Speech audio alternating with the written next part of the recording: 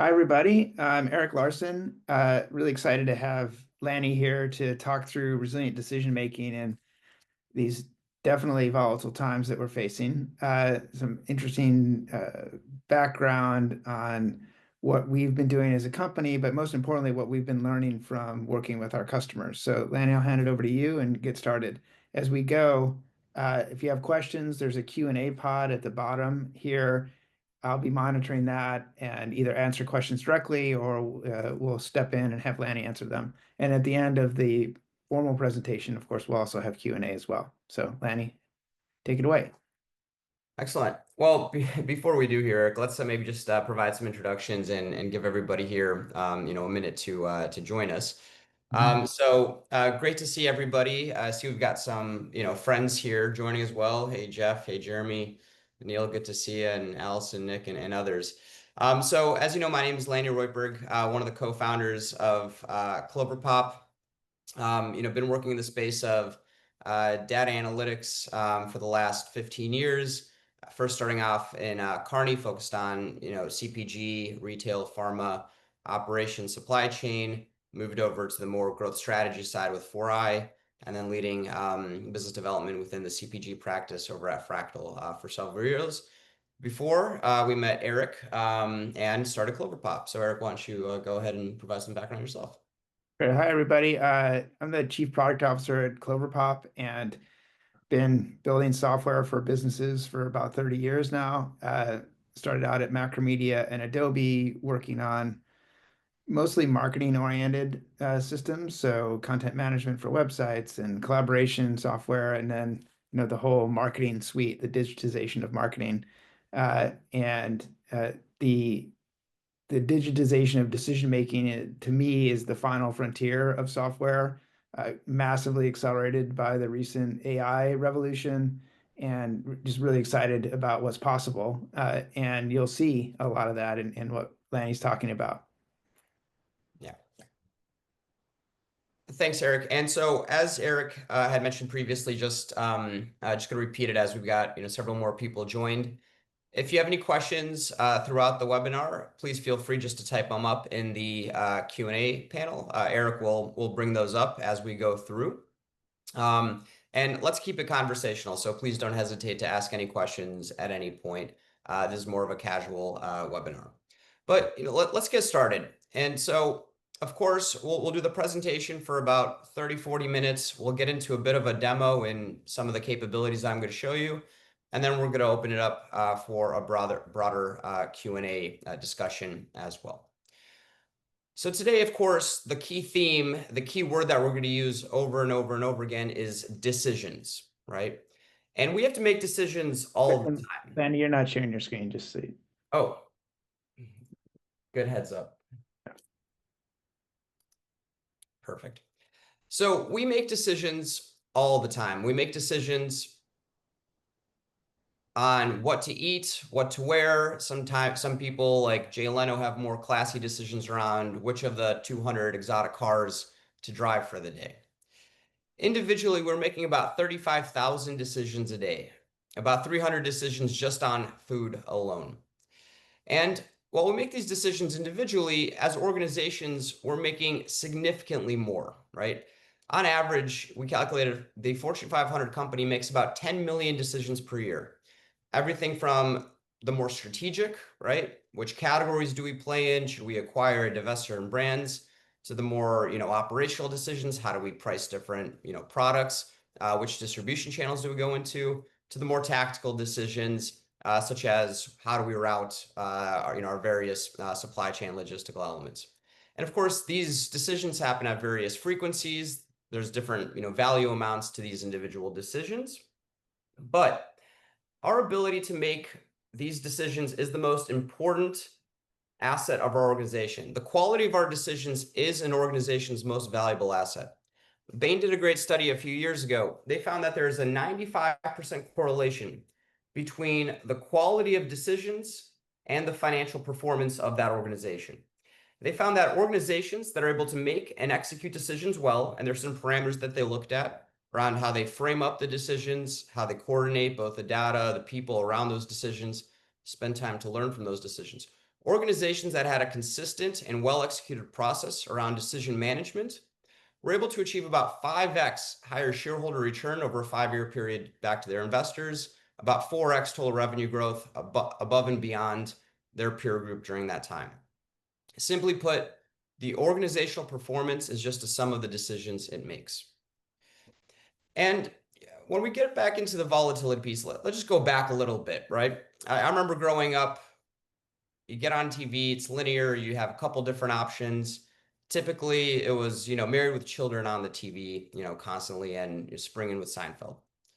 But now we've got so many different decisions. We have to decide on which streaming network do we want to look at. Is it movie shows? Everything is at our fingertips. Likewise, from a go-to-market perspective, we've got significantly more complexity. What kind of payment platforms do we do? Do we market via social? Do we distribute via traditional brick and mortar, online? How do we actually do final mile delivery as well? So significantly much more complexity than we've ever had before. As managers and executives at organizations, we have to navigate these types of challenges. The ever-changing consumer, much more data and information than we know what to do with, less predictability in the market, more geopolitical uncertainty. That's going to be a key theme for us today. Coordination collapse, more people leaving the workforce or leaving the roles that they're in, less time in seat, creating the institutional knowledge drain. And we have to operate in an incredibly complex world. If we have to make a decision, how many more touch points do we have to make? And how much more trade-offs do we have to consider as we're making these decisions? And so, quite a bit in the discussions we've had with, our various customers over the years is they keep coming to us with these various points of uncertainty. And what do we do with these specific points? And one critical element and theme for today is, while 20 to 2022, the inflation surge in 21, 23, geopolitical conflicts, a la Russia and Ukraine, the current trade and tariff policy, these shocks are no longer episodic. We have to get ready for the fact that this is the new normal. And so what we're going to get into today is, what does that actually mean? How do we operate and make good decisions in this type of an environment? Okay. And of course, the situation is not getting any easier anytime soon. On top of the macro factors that are impacting our businesses from these macro shocks, right? The policy uncertainty, supply chain disruptions, more budget-constrained consumers, input cost pressures, unpredictable demand shocks. This is overlaying industry dynamics that have already been challenging as it is. Faster evolving consumer needs, slowing volume growth, a broader competitive set, smaller barriers to entry into a lot of our markets, depending on which industry we're in, faster evolving channel dynamics, and more data than we know what to do with. How do we figure out the signal from the noise? So now we have to both deal with the macro factors and our industry-specific micro factors as well. So let's imagine we're flying a plane, right? We have mostly fair weather. We have the tools to navigate. We know exactly what are the key processes we need to do, the checkpoints, etc. And now we're flying that plane in extreme turbulence. Our navigation tools aren't working, and air traffic control isn't responding to us. So are we going to, when we land, is the landing gear going to come out? Are we going to end up landing in the Hudson River? We don't know. So the key tools and processes that we used to rely on, such as our annual and integrated planning processes, our experience, our previous data and the analytics, those elements are not here to support us to the degree they had been before, and we're going to need to adjust.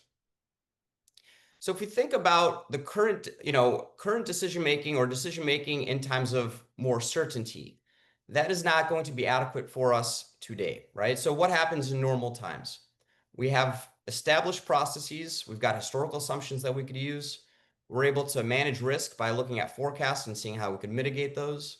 We're building strategy based on likely scenarios. The disruptions are generally more isolated.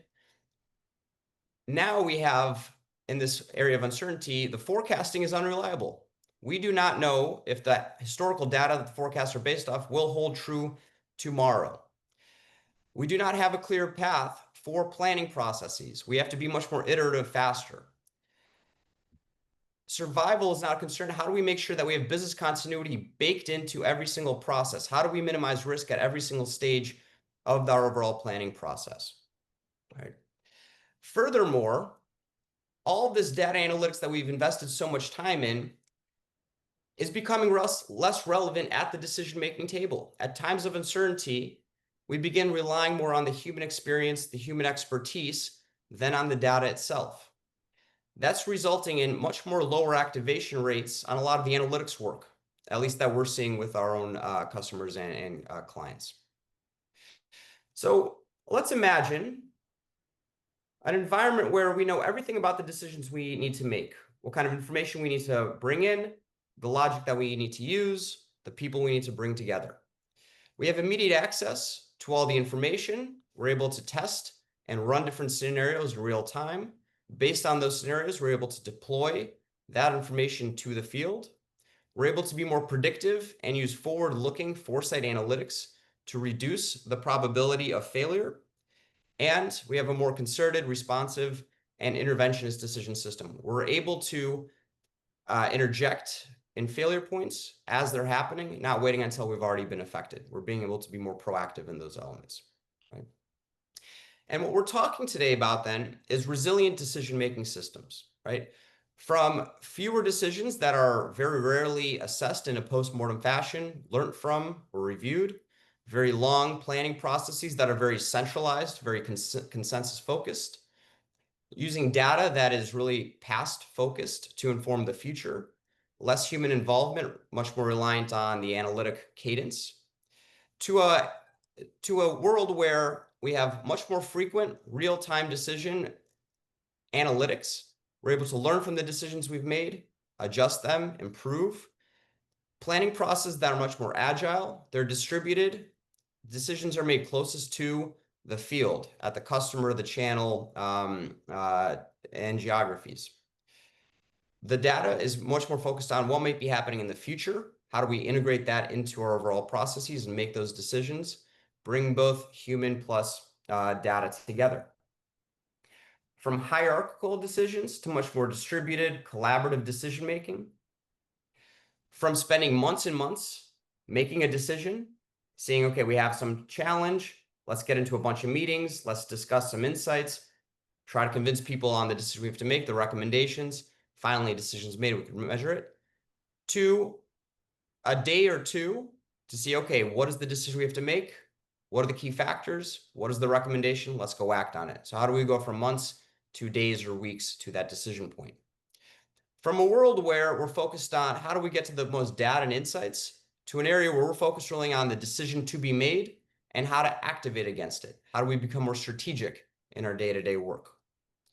From relying on the past data to really understanding future consumer trends, future consumer needs. And so for us to do this, we need a decision-making system that is able to create faster, better decision-making. And these types of systems, and we'll get into what that really means, but they have the ability to drive about 3 to 6% EBITDA improvement at an enterprise level. And when we just apply that EBITDA number to the S&P 500, that's about $950 billion worth of increased productivity from improving decisions and developing these types of capabilities within organizations. This is a reality today, and this is called decision intelligence.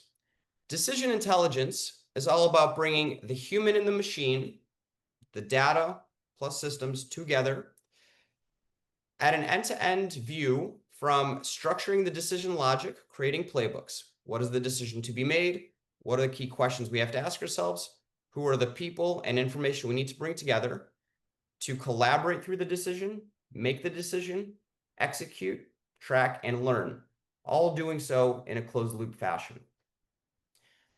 Decision intelligence systems are all about bringing the human plus the machine together, bringing in the business and decision logic, being able to collaborate together, being able to drive consensus, team buy-in, reducing those cognitive biases, bringing that institutional knowledge together, as well as all the machine capabilities, bringing in predictive and optimization analytic capabilities, bringing the data to us, being able to model it, doing it within a end-to-end SaaS-based platform. right? So how do we bring those two elements together?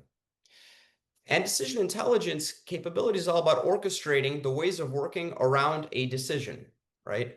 So as an example, if our objective is to maintain margins, we might need to look at the decision around how should we respond to commodity cost increases? Okay, so what are the business questions that we need to understand in order for us to address that? It might be what will be the financial impact? How can we reduce cost exposure? How much cost can we pass on to customers, right? For us to answer those questions, we have certain expertise within the organization, within the enterprise that are best suited to answer those specific questions.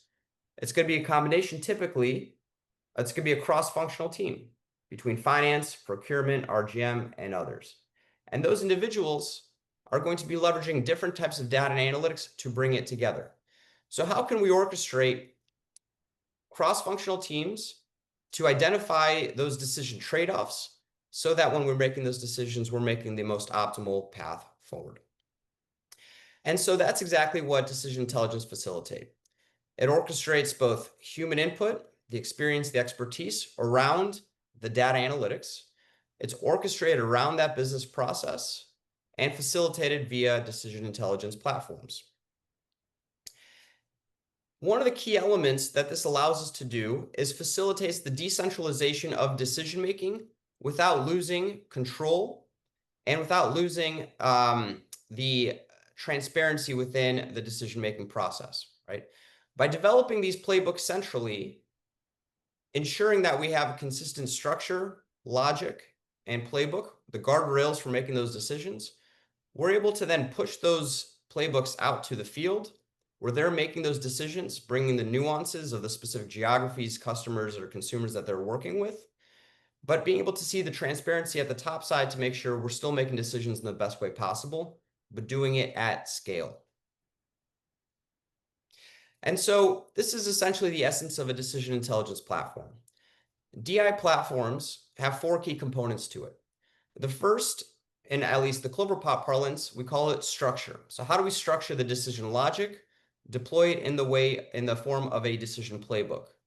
So those playbooks indicate what is the decision to be made, what are the key questions that we need to understand, who in the organization needs to provide those inputs, and what is the data analytics required to actually provide that. Next, we go into the collaborate module. This is where we orchestrate the various data analytic inputs, the people and teams that need to have say in that decision-making process. They're able to asynchronously collaborate to get to the point of recommendation and decision. Once that decision is made, we treat the decision as a data point, as a digital object. Goes into a system of record where we're then able to use machine learning to learn from those decisions, and then finally automate those decisions using decision AI. We call it a DCite, or think of it as agentic capabilities as well. And going back to the current environment around uncertainty, right? Our ability to really navigate the decision-making in a very uncertain environment, right? So what kind of decisions do we have to think about today? Should we adjust our price? Which products? How much? How should we protect our margin? Should we act now or do we wait to make a decision? Should we shift our domestic manufacturing? Should we explore changes to the ingredients, packaging, et cetera, et cetera? There's thousands of decisions that we have to be making right now to navigate this uncertain environment. And like I mentioned before, tomorrow's winners are going to be distinct based on our ability to navigate this uncertainty. From the old way of doing things, which is a very hierarchical, slow-moving war room, right? So typically we have some, shock to the system. We have some events. What do? We set up a war room within our organizations. We get 10, 15 very smart people. We get them a bunch of information. They come up with a solution. They push it out to the field. When we have a situation that is so widespread, we have to be able to decentralize and scale this type of war room mentality at closest to the customer views. So how do we make sure we have agile, decentralized abilities? From the risk vulnerable, where decision-making is constrained to those annual planning cycles, and once that decision is made, we have to wait another year. Well, now we have to have a much more agile, inclusive decision-making process. We have to be able to learn and adapt very quickly. From for perfect data to make the decision and walking the squares to drive that consensus, we have to be much faster at making those decisions, being comfortable with making decisions even if we have imperfect data and blind spots, and the ability to take risks, make those decisions. If they go well, great. If not, quickly learn, adjust, and move on. And so that brings us to the resilient decision-making systems, right? So what are we talking about, right? Number one is being able to bring in both the data we have, but filling in the gaps with the human experience and expertise together, right? Emphasizing scenario modeling, understanding due to analytics, what is really driving change in our sales, performance, traffic, what have you. Orchestrating it around those decision playbooks so that we could push those out. And doing it in a way that emphasizes vertical and end-to-end decision orchestration. So like I mentioned a few times already, pushing decentralized decisioning so that decisions are taken at the lowest level, closest to the customers, the markets. They have the most information on the ground of what the right element is, as well as facilitating lateral decision-making. So end-to-end collaboration, and we can optimize against those trade-offs. So what does that mean from a decision intelligence perspective, right? Going back to the framework I showed previously. Decision playbooks that ensure we're making decisions in a consistent manner, that make sure that we're considering all the different factors as we have to make these very quick decisions. Within the orchestrate structure module, making sure we're able to bring in that human input and oversight, filling in those gaps where we might not have the data needed, as well as decision AI, the ability to develop or integrate scenario planning, modeling into the actual process itself, taking those decisions, capturing them in our system of record so that we could continuously learn and optimize on those decisions for the future. And this is, we'll talk about this a little bit more in part of the demo, but when we think about the core modules that we need to deploy for resilient decision-making systems, of course, we have the core decision intelligence platform. But we have to bring in also the decision AI modules as well. How do we get forecasting simulation capabilities so we can look at different scenarios and quickly bring the data, the recommendations at the fingertips of the actual decision makers closest to the ground, right? And we leverage what we call decision AI agents. Cloverpop, we call it DCite to do so. Building out resilient decision-making systems first starts with doing a decision segmentation, right? Not all decisions within an enterprise are as vulnerable to the uncertainty, and they have different levels of strategic impact, right? One-way doors or two-way doors, like Jeff Bezos likes to talk about, right? And so when we think about how to actually approach these various decisions in uncertain times, right? We think about it in, let's call it 3 different ways to simplify a bit. Number 1 is enterprise-wide long-term decisioning, right? The critical element here is how do we build two-way doors into these strategic decisions, right? Rather than fully offshoring or onshoring all of our capabilities, how do we actually distribute manufacturing for example, in case policy changes? What we want to do here from a decision AI and decision intelligence perspective is really leverage scenario planning and build in those different pivot options.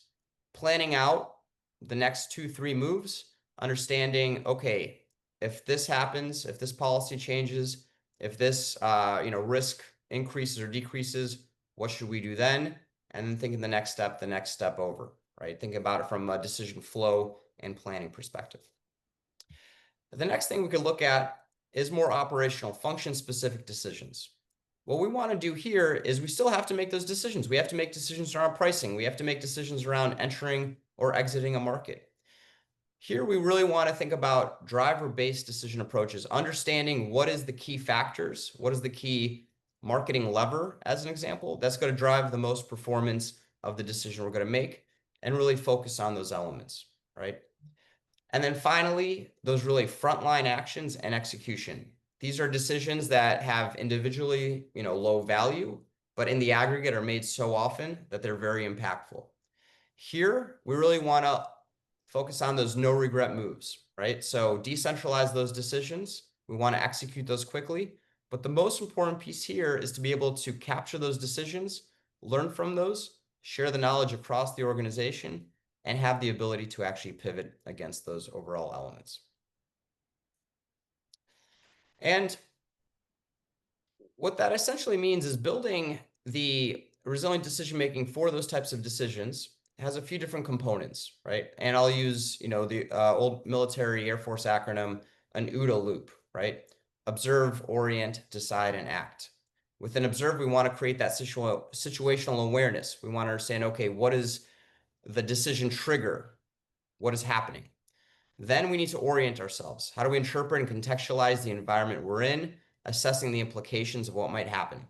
From there, we want to make that decision. So how do we make informed and collaborative choices? How do we get the information as quickly as possible, get the right eyes on that decision we're going to make, pressure test those elements, and then act against those decisions? And the key piece to acting, again, is that learning and optimization loop. Okay. So let's take a look at these different capabilities, right? So if we think about orienting, that first, or observing, apologies, that first piece. Let's look at the early risk detection, right? So how do we actually deploy a platform that will look at, for example, different, commercial KPIs, dollar share, price gap, consumer sentiment, COGS, margin? Some are going up, some are going down, some have more exposure to the volatility or not, right? So Decision AI is able to actually identify the various actions that we need to consider, right? We call these decision triggers. So we have, dollar share going up, price gap is going higher, and our COGS is going down, right? Do we need to raise the price for that element? That then tells us we need to start identifying the pricing points. From there, we could then run various simulations scenarios, right? So let's actually look at those various cost implications. Do we actually want to pass on the cost, or do we want to eat the cost for time? Do we want to prioritize short-term margin management versus long-term share gain? And so built into the system, the scenario planning is able to look at those various scenarios and identify what those trade-offs are, both short-term versus long-term. And then we're able to align those with our strategic objectives. From there, right, let's then forecast what that's going to look like 3 months, 6 months, a year down under those different scenarios, right? So if we bring in those so we deploy these in a driver-based model, right? So looking at both macro, micro factors, consumer, geopolitical, economic factors. So tariff pass-throughs, economic assumptions, competitive assumptions, P&L pricing assumptions, right? So we can build those drivers in, and then we're able to simulate the impact on sales, volume, and profitability of the different tariff, as an example, pass-through scenarios. And from there, we're then able to push this information out to the actual decision makers, right? So let's say the SVP of a business unit, they have to make a decision around how should we respond to commodity price changes. Okay, so there's a certain set of questions that we need to go understand. What will be the financial impact? Okay, underneath there, we have to understand what is our cost of goods sold exposure, what will be the revenue impact, so on and so forth. And within here, we need to rely on either individuals' expertise and experience to provide that input, or a suite of agents that could actually pull that information for us, assess it, analyze it, and then provide the recommendation. Okay. So I actually want to do a quick demo of showing you this last piece and how that comes together. Before I do, Eric, just want to see if there's any questions, comments, or anything you want to add from the concept of resilient decision-making systems. So actually, there are a couple of questions. You answered them as you went, so I didn't interrupt you. But I think that one thing I did want to point out here, and something that I think is probably the biggest shift in thinking that maybe we can miss it easily, which is that when we're talking about decisions in this context, what you just described, we're really taking our natural understanding of decisions and splitting it into two pieces. Like normally we think of decisions as, oh, I'm going to go do this thing. That was a decision. I decided to go do this thing. And so if you're going to measure something like that, you would say, oh, I decided to do this thing. What happened? Straight away, right? Like I made this decision and we made $1 million more next quarter. That was a good decision. What we're talking about is splitting the decision making process into two pieces, which is there's a process to decide what we're going to do. And then there's we take the action and something happens. And those are two very different worlds. So the process of deciding what to do, we have complete control over that inside of our companies, right? We can, or at least nearly complete control. We can decide how we want to make decisions. We can make investments to bring more data into that process. We can train our people. We have a lot of control over how we come up with the decision of this is what we're going to do. And decision intelligence is very focused on improving that because right now we mostly don't improve it. We don't have a record of all the decisions. We don't have the sense of here's the standard process we follow. There are a few exceptions here and there, but by and large, the decision-making process is something we expect people to just do, to have been taught to do it in business school, taught to do it by being working for 10, 15, 30 years. The problem is that by not keeping track of that as a specific process, not creating these records of decisions and not improving it, the part of the decision-making process we have the most control over, we're doing the least to improve. The flip side is once we make a decision and we take an action and then something happens, we have the least control over that. Like we can't affect what tariffs are going to change tomorrow. We can't change what our competition is going to do. We can't change what's going to happen with inflation or whatever. We can certainly try to influence those things. We can try to anticipate them. There's a lot of, but we can't control what the world does.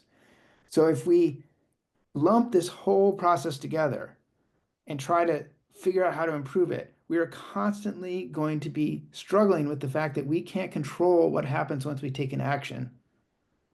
If we split this into two pieces, the decision process up front and then taking an action and seeing what happens, we can do a lot to improve the effectiveness of the decision, to improve the quality of our decision making. And that, as the Bain study showed, by doing that, we will improve the outcomes. Not always, because we can't control what's going to change in the competitive environment or the macroeconomic environment or the regulatory environment or whatever. We can't totally control that. So there's going to be times where we make a great decision that turns out poorly. But if we split this into two pieces, we will always be making great decisions. That is completely within our control. And in order to think in a disciplined way, like Lanny's been describing, we have to realize that there's two steps here. There's the way that we make the decision, and then there's what happens in the real world, in the external world. And those are two things that are both important. Obviously, what we care about is what happens in the real world, but the way to make that better, where we have control, an enormous opportunity to have great if impact, like the Bain study showed, is on this decision-making process. Exactly, exactly. Thanks, Eric. So one thing I want to then show is this specific capability here, right? So how do we bring agentic capabilities into a decision-making process to, number one, get the information closest to the field, get them the ability and the framework to make those decisions quickly, and then leverage these AI agents to synthesize the information so that those individuals could really focus more on the strategic element of decision making and the execution, that final mile piece, right? So I'm going to switch screens really quickly to show you a live demo.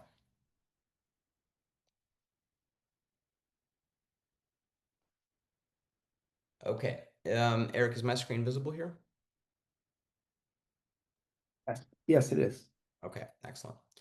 So in this screen, this is a specific use case here. So the system is looking at overall market share, right? And it's looking at multiple levers, in this case, that are driving market share. And it's sitting on top of a few different data sources, sitting on top of syndicated data, sitting on top of sales data, sitting on top of brand equity data as well, right? And it's been trained to actually look at certain KPIs, and I'm going to skip that piece for now. But we could see that the creative is creative breaking through. That needs attention. There's something happening within that level there, right? So we need to make a decision. around should we adjust our creative, right? We always start with the structure, right? So what are the key questions that we need to answer in order for us to make this decision? Now, what you'll see here is these little Ds with scopes on them. This is called D-site. These are mini agents that are pulling the data, understanding how to interpret the information in order to answer these specific questions. Additionally, there's agents on top of that that are trained to answer and develop specific recommendations and insights, doing that in an automatic way. So let me show you how that works. So from this template, I'm going to go ahead and start the decision process. I have the ability here to actually take a look and say, okay, I'm the individual on the ground. This is great that, corporate had sent me this playbook, but there's some nuances I need to consider in my geography, right? So what I can do here is leverage Cloverpop AI to actually help me think through some of the different questions that I might want to add in order to answer these questions, right? So perhaps, is there an identifiable gap between brand messaging and consumer expectations? Okay, I want to add that to my analysis. What the system could also do is, let's say, rather than the gap between brand messaging and consumer expectations, I want to look at this specifically for young people. And DSite will start identifying different data sources below on which kind of data that we're sitting on could be useful to answer this type of a question. And here we're going to look at brand performance for age 18 to 34. Perfect. So now I've got my logic structure. I've connected to the various data sources. And we go into the collaborate mode. Essentially, this is where we're making these recommendations. This is where we're going to be making those decisions. So I want to take a look, for example, at this question. Is the brand distinct from competition? I need to answer this question for us to make that higher order recommendation. And we could see the different data sources that might be useful for us as we're making that decision. So we'll look at, the specific KPI on brand distinction.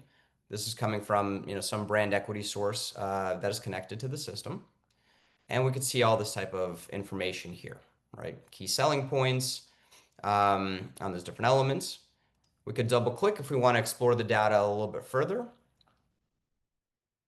We could interact with that information in natural language. But it's great that I could go look at this information. I could look at these answers, right? But I don't have the time. I want the system to answer these individual questions for me so that I could focus on really making that recommendation, making the decision. And so Cloverpop AI is then able to leverage those agents at each level that they're built on. And just like that, answer every single question in that tree with the supporting information underneath so that we could go ahead and build an actual recommendation. And Cloverpop AI will do that as well. The system understands the business logic. We always start with the business logic first of how to make that overall recommendation. It then understands how those different factors interact with one another. And it's going to give us this recommendation on what we should be doing and why. Okay. This allows the individuals, the recommenders, the actual decision makers to really then scrutinize the actual outputs, build on top of them, and then focus on the execution so that we can get to decision making faster, get it smarter, and then from here, obviously learn and improve on those decisions.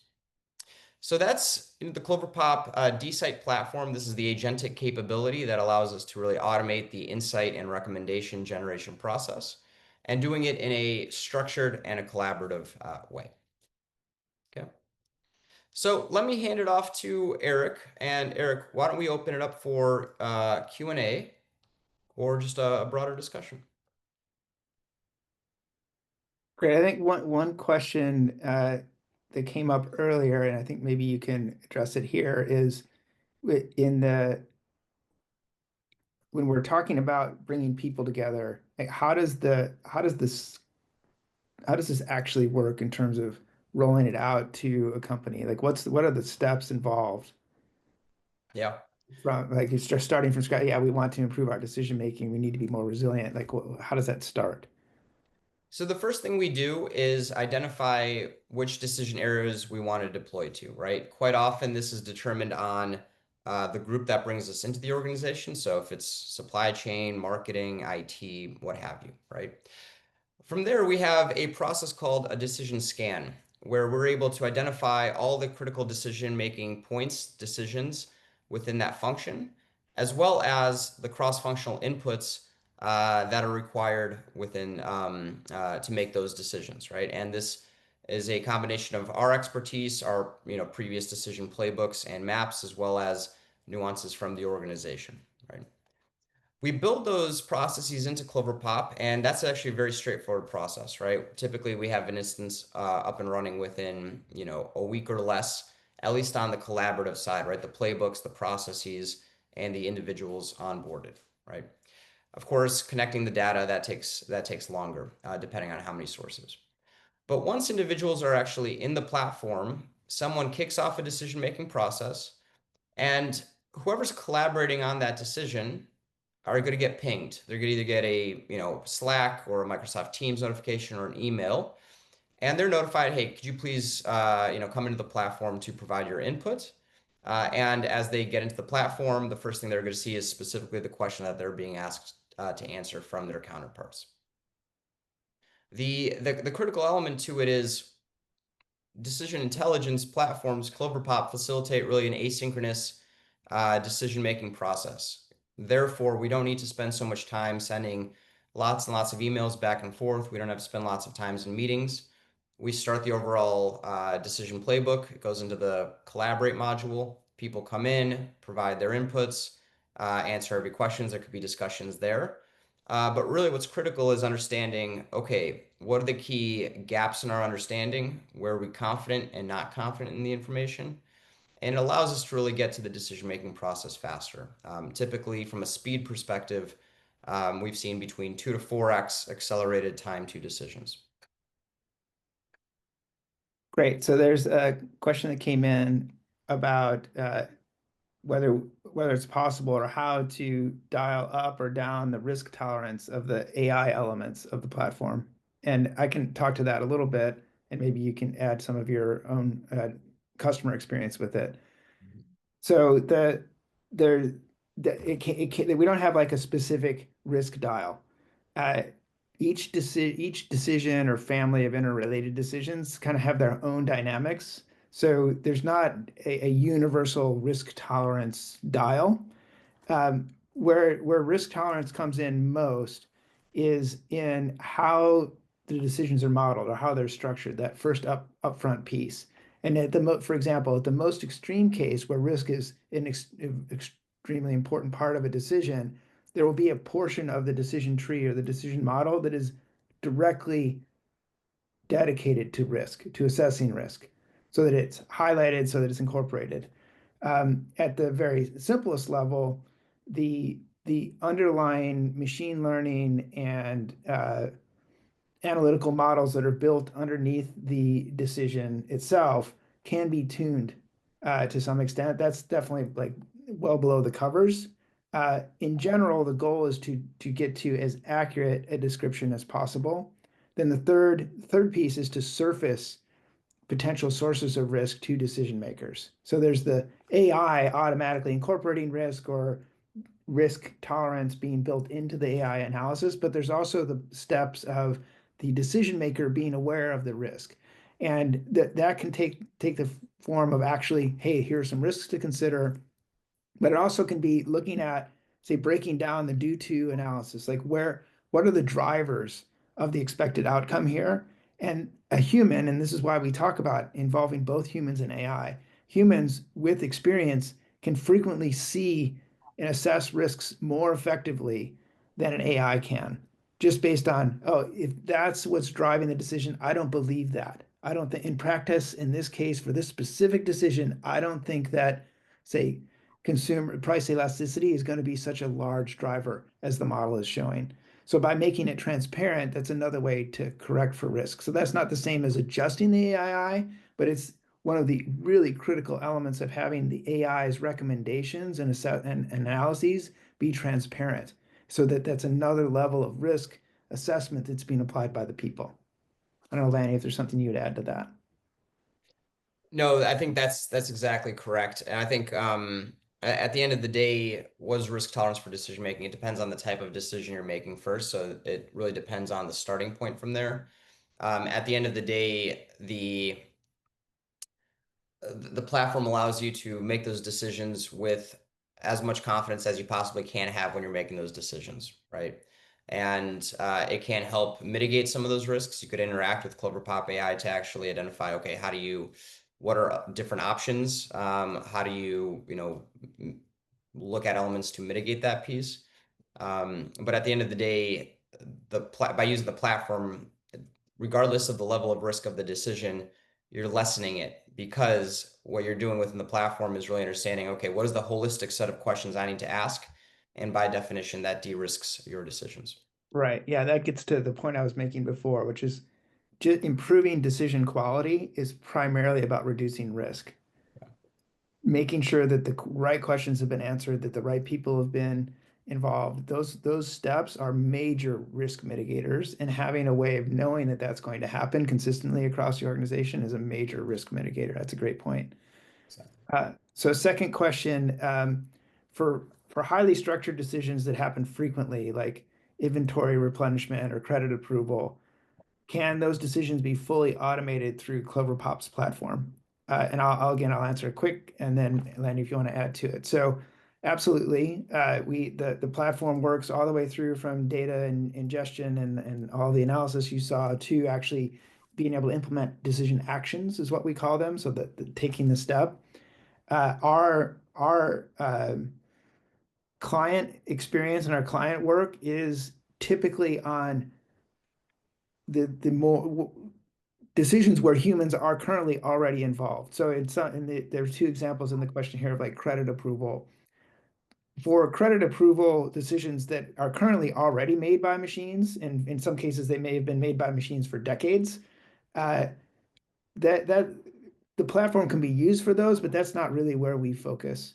We focus more on decisions where there are a need for people to be involved. So moving inventory simply from one warehouse to another, where both warehouses are owned by the same company and there's no like need for renegotiating a contract and there's none of those considerations, we can help with that. But where we're really good is when actually it's just a little bit more complicated than that.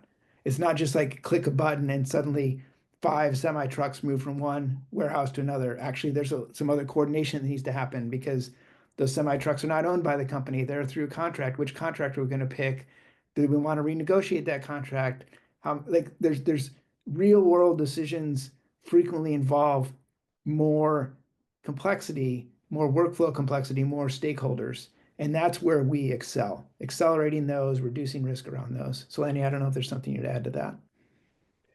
Yeah, no, absolutely. So I would say maybe three levels or three types of decisions that work very well within, Cloverpop and decision intelligence platforms. Number one is significantly human-driven decisions, right? Think about hiring, think about vendor selection, think about it as more strategic M&A type decisions, or even application divestiture acquisition type decisions, right?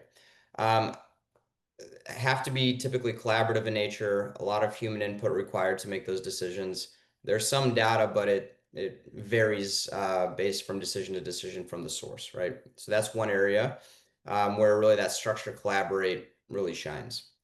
The second level is then it's a human decision, but it's data heavy for us to really analyze, right? So a great example would be, the creative decision I just showed you, right? So those questions can be answered by a combination of brand equity studies, POS syndicated data, and other elements as well, right? So Cloverpop is very good at connecting the dots across your current data ecosystem to bring together what really matters for that specific decision.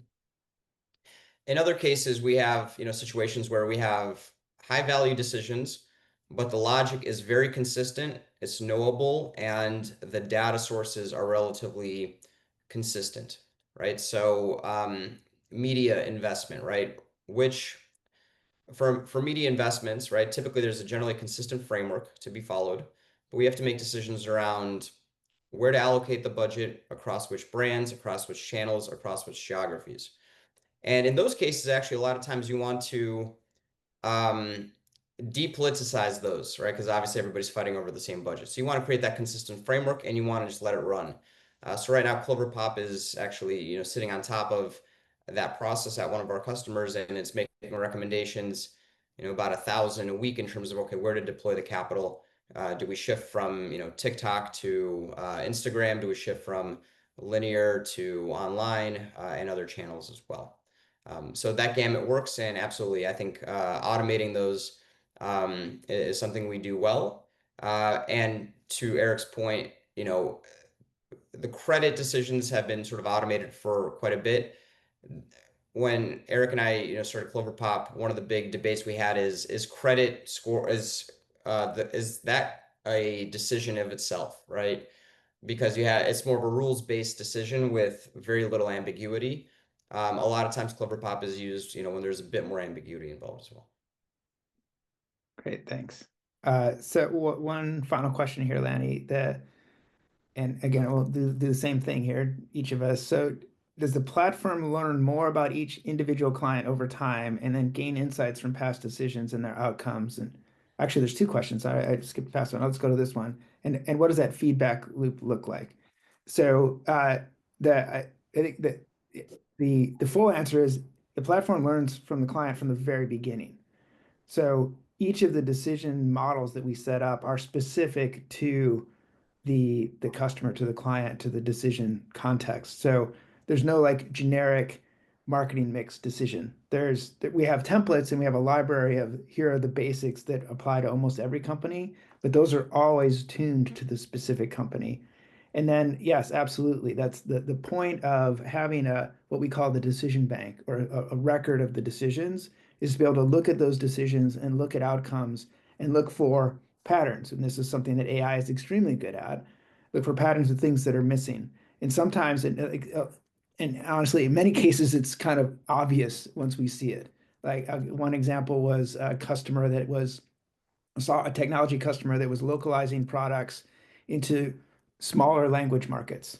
So like, millions of people who speak the language. Should they make that investment or not?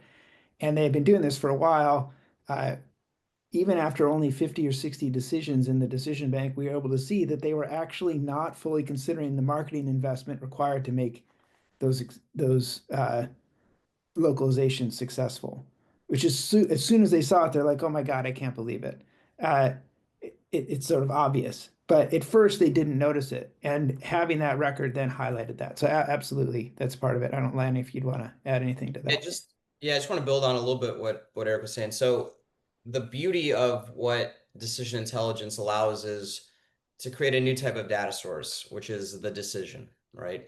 So if we think about decisions as a data source, what do we have, right? We have the business context, the business logic, the information that went into it, the people's input that went into it.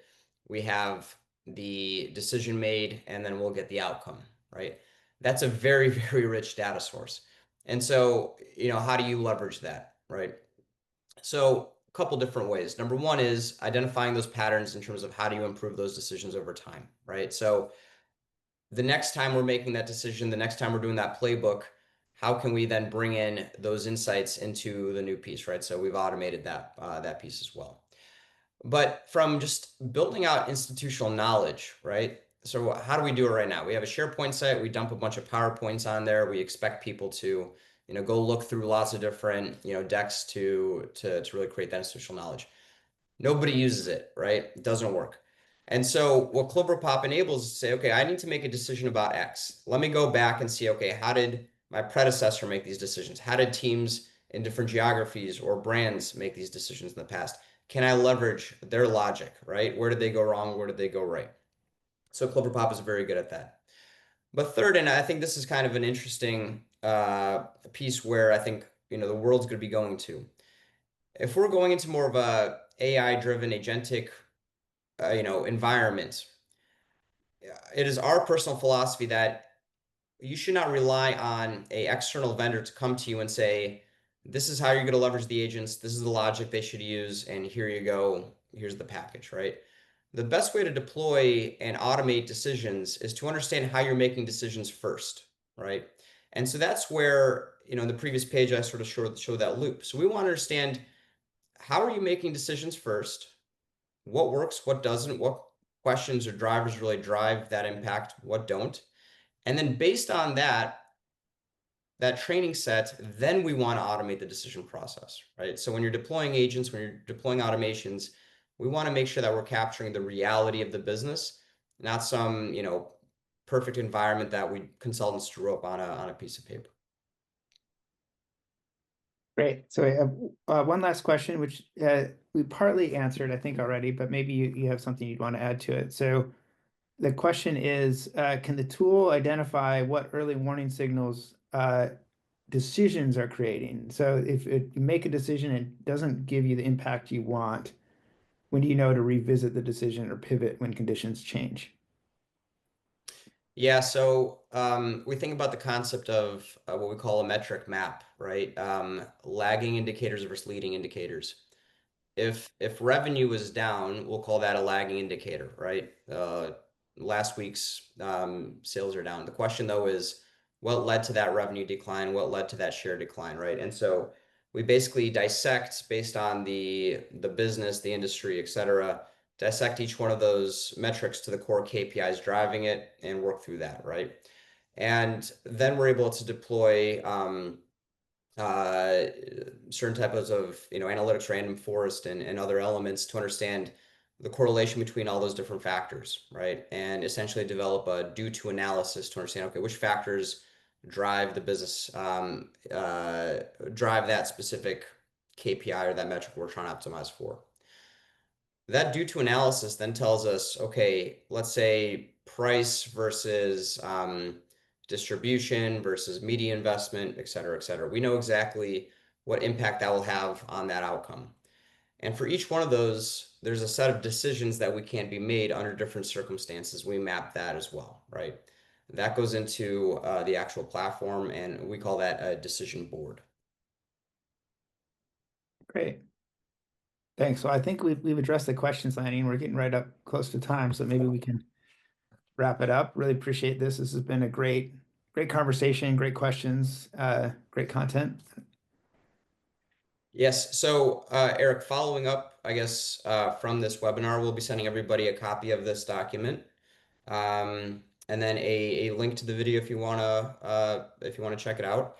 We've got a lot of content on the topic, actually on the Cloverpop thought leadership blog. So just go to cloverpop.com and you'll find it there. But just want to thank everybody for joining.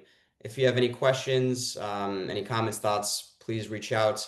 Both Eric and I's emails are here. Awesome. Thanks, everybody. I appreciate it. Thank you.